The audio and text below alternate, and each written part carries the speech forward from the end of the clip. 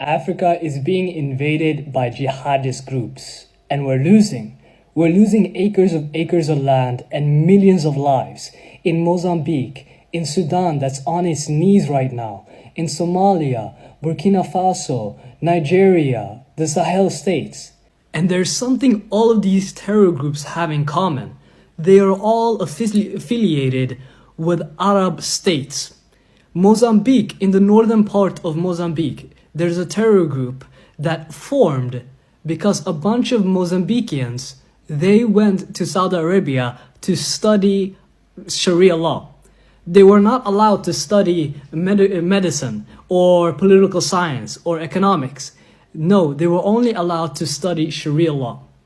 And then when they came back, they formed groups that became terror groups at the end who are trying to enforce Sharia law on the country against the people's will. And they are chopping up people's heads on the street in Mozambique. And you might think that this is not affecting you, because I'm Zimbabwe or I'm South Africa. That's how it starts. It will start to degrade into other African countries.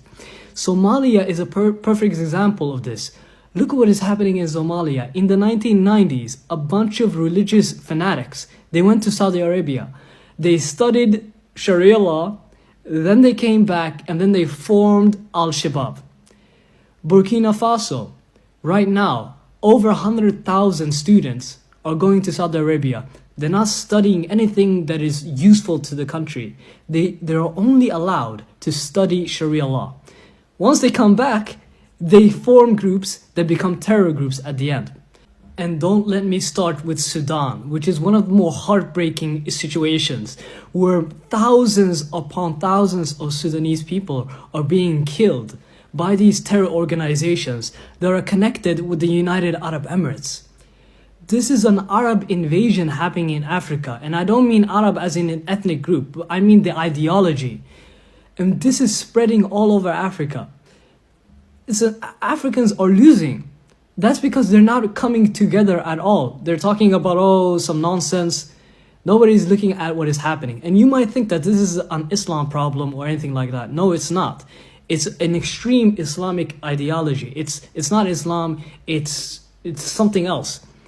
But if you look at Christianity, it's happening as well.